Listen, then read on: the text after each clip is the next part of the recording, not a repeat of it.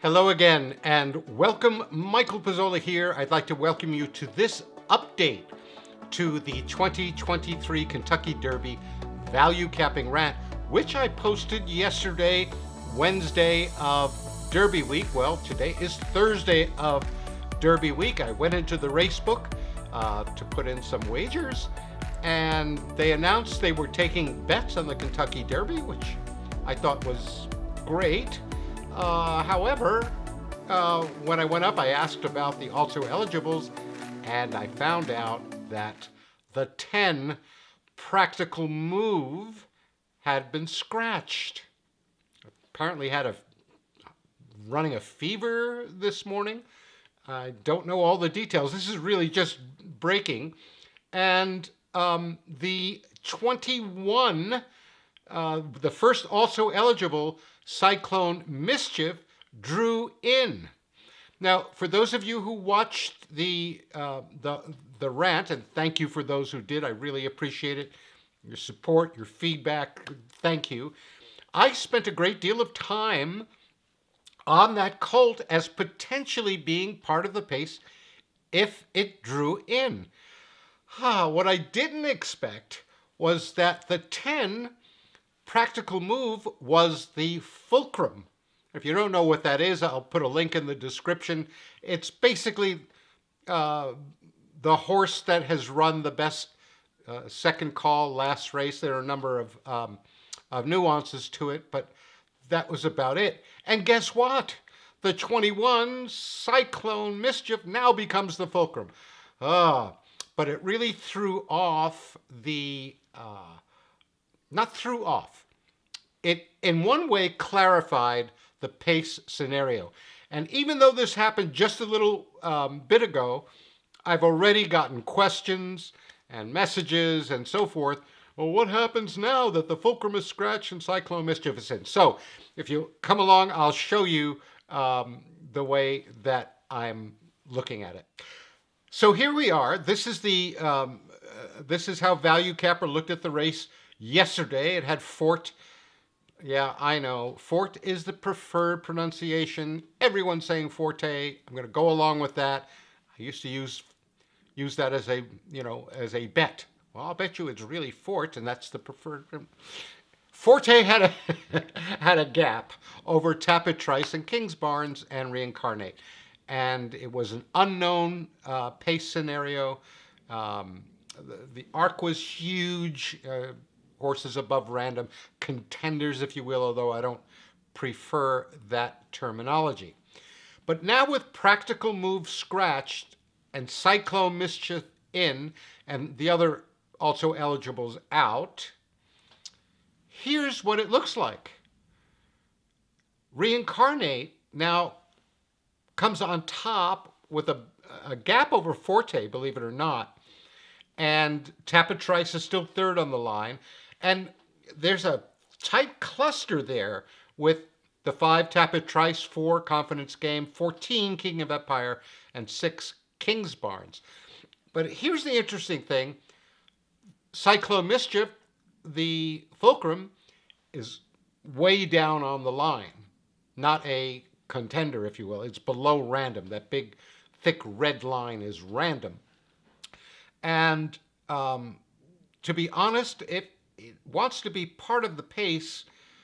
I'm not a big one on post position, but even I know that breaking from the 20 hole may be a bit of an issue for any horse. So I think this race, as often happens with Kentucky Derbies and so forth, it's still a mess. As a primary bet, I don't see it. It's a pass as a primary bet, but I've got now a confirmed projection of an unpressured race. And here's what I mean. I showed you yesterday the acupressure scenario, which had Mage and Reincarnate going at it, and then Reincarnate making a move. This is with Cyclone Mischief in, who's a need-to-lead horse who I don't think will be able to get the lead.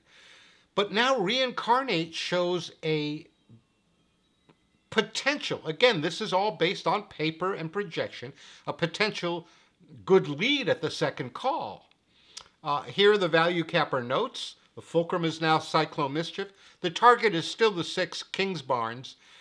But interestingly, because the degree of unpressuredness, that's not a word, I know, in the race, Forte is flagged as having not the best running style for the way this race projects. Now the 7 comes up as a value investment potential with a plus because it's a reverser to Angel of Empire. It's third start after a layoff. It makes those little moves. A lot of stuff goes into that. So all of a sudden, this became a clearer betting opportunity. Still not a primary bet because, umpteen questions and Dermas Sotogate and the other Japanese horse and questions on top of questions. In terms of the old school pace analysis that I shared with you yesterday, the first call by eye still looks like the 4 Confidence Game, and the 7 Reincarnate can put down a 47-1 on the lead. Now, they may get pushed by the 2 Verifying and the 6 Kingsbarns. I also thought the 10 was going to push them, but of course, the 10 is no longer in the race. If that pressure is there, I'm still looking for a first call of 46-3.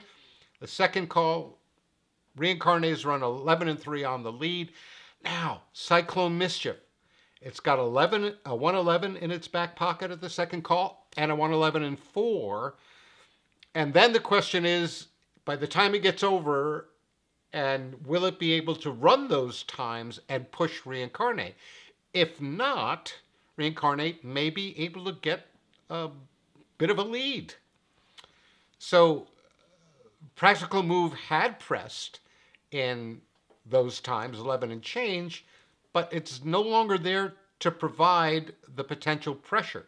So all of a sudden, Reincarnate's lead, projected lead at the second call, gets, again, projected potentially larger, especially if Cyclone Mischief doesn't negotiate the 20 hole. See, yesterday, Reincarnate projected, again, if everything went according to Hoyle, projected as just having maybe a 5-point lead at the second call. Now, with Practical Move out, that 5-point lead goes up to a 10-point lead. They're just almost double. And it doesn't mean that he has to go that fast. If the pressure doesn't develop, he can save some of that energy for the end of the race. But I wanted to show you because that's a bit of a difference. The race becomes a little more clear at the top in that Reincarnate now is up there on top. I know that's an unusual call. He had those 2 races after the layoff where he finished 3rd in both of them. You can go back and review that in the main rant video from yesterday. And then there's a cluster of horses at 12 and 13-1 on the value capper line. Tapitrice is still there. Kingsbarns is still there. Confidence Game, probably part of the pace. Angel Empire. So as a recap, how does this change it? Still a pass for me as a primary bet because of the number of colts before random. If you haven't watched my Kentucky Derby rant from yesterday, go take a look. I showed you the kinds of races that I prefer to bet. They're much, much simpler than this. Still intending to have a non-primary. I call it a secondary non-primary. It means I'll throw a few extra bucks on it. Okay, win bet on the 7 Reincarnate. I'll still need 20-1 and up. I'll use the 15 Fort or Forte in exotics. I mean, 6 for 7 champion, Breeders' Cup juvenile. This horse is colt. Sorry, is a champion. I'll use that, and then I'll go shopping.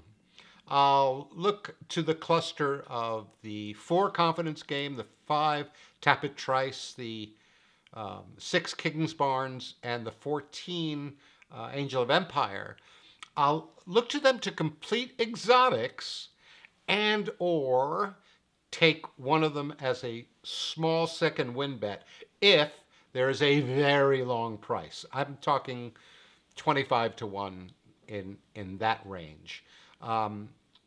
Yesterday I was intending to take a smaller bet on King's Barnes, which I'm still going to use King's Barnes in the exotics and such, but I don't think I'll get the price that I would need on him from the new line. I would need more than 20 to 1, which is what I said yesterday. But I'm going to go shopping. And if all of those, well, Tapit Trice is never going to be 25 to 1. But if those other three are, then I'm not going to take a secondary win bet. It'll just be the win bet on Reincarnate. So I just wanted to make this quick video and answer those questions about how my analysis has changed with the scratch of the Fulcrum, the 10 practical move, and the drawing in of the 21, now the 20, Cyclone Mischief. Thank you very much again for all your kind words about the value capping rant yesterday. Thank you for spending this time with me. The best of luck at the races generally and at the Derby this weekend. Please be calm, be focused, enjoy, and let the bet make you. I'll see you soon.